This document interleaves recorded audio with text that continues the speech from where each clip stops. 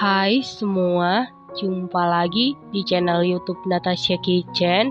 Di video kali ini, saya mau buat kue kacang dengan resep terbaru. Kalau mau tahu cara buatnya, tonton terus, ikutin terus videonya sampai selesai ya. Pertama-tama, siapkan 500 gram kacang tanah tanpa kulit. Lalu ini kita sangrai menggunakan api sedang cenderung ke kecil. Diaduk-aduk terus supaya bawahnya tidak gosong dan matangnya merata. Selain disangrai, bisa juga di oven di suhu 150 derajat Celcius, api atas bawah selama 20 menit sampai matang dan sesuaikan dengan oven masing-masing. Setelah sekitar 15 menit disangrai, ini kacang tanahnya sudah matang, kemudian angkat lalu biarkan dulu sampai dingin atau suhu ruang. Setelah kacangnya sudah dingin atau suhu ruang, kemudian kita haluskan menggunakan food chopper ataupun blender. Selain dihaluskan menggunakan food chopper, bisa dihaluskan secara manual dengan cara ditumbuk ya teman-teman. Lakukan hal yang sama sampai seluruh kacang selesai dihaluskan. Setelah seluruh kacang selesai dihaluskan, sisihkan sebentar. Selanjutnya siapkan wadah, lalu ayak 200 gram gula halus, karena gula halus sering menggumpal ataupun bergerindil. Lalu masukkan 300 ml minyak goreng atau minyak sayur. Pastikan menggunakan minyak goreng yang berkualitas, jangan minyak goreng yang curah. 110 gram margarin yang sudah dicairkan sebelumnya, dan ini margarinnya sudah dalam keadaan dingin atau suhu ruang. Kemudian aduk-aduk sampai tercampur dengan rata. Setelah rata, masukkan 40 gram susu bubuk denkau, 40 gram tepung maizena, aduk-aduk sampai tercampur dengan rata. Setelah tercampur rata, masukkan kacang yang sudah kita haluskan sebelumnya. Lanjut aduk-aduk sampai tercampur dengan rata. Setelah rata, masukkan 2 sendok teh garam. Aduk-aduk sampai tercampur dengan rata. Setelah tercampur rata, masukkan 500 gram tepung terigu protein rendah atau kunci biru.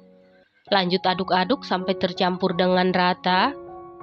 Untuk tepung terigunya tidak perlu disangrai karena kita sudah menggunakan tepung terigu protein rendah. Karena tepung terigu protein rendah kadar airnya juga rendah.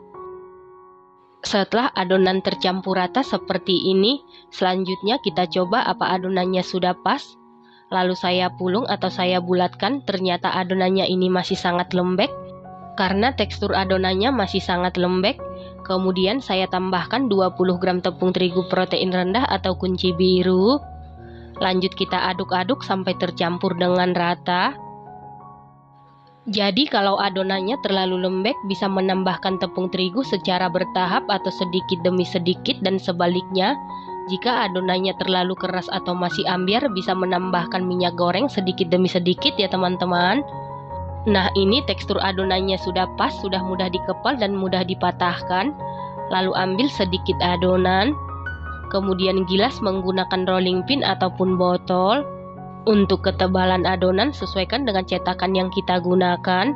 Cetakan yang saya gunakan bentuk bulat, untuk cetakan sesuaikan dengan selera masing-masing.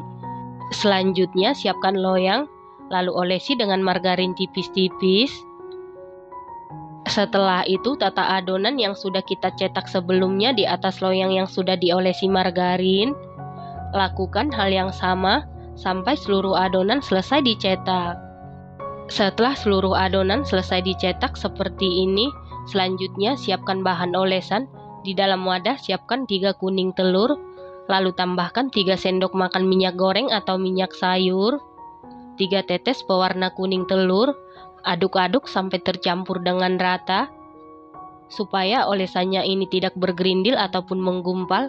Lalu kita saring. Selanjutnya olesan ini siap kita gunakan. Olesi kuning telur di permukaan adonan secara merata. Supaya hasil olesannya cantik dan merata, gunakan kuas yang lembut dan halus ya teman-teman. Setelah satu baris selesai diolesi kuning telur, langsung diberi topping di bagian tengah supaya kuning telur atau olesannya ini tidak kering. Karena kalau olesannya ini kering, topping atau kacang sangrainya ini tidak akan menempel dengan baik ya teman-teman. Untuk topping, selain menggunakan kacang sangrai yang sudah dicacah, bisa menggunakan wijen putih, wijen hitam ataupun almond slice dan sesuaikan dengan selera masing-masing. Setelah seluruh adonan selesai diolesi kuning telur dan diberi topping seperti ini, lalu adonan ini siap kita panggang. Dan ini oven tangkringnya sebelumnya sudah dipanasi. Lalu masukkan loyang yang berisi adonan ke dalam oven. Di sini sekaligus saya panggang 2 loyang. Saya taruh di rak paling bawah dan di rak paling atas. Panggang sekitar 30 menit menggunakan api sedang cenderung ke kecil.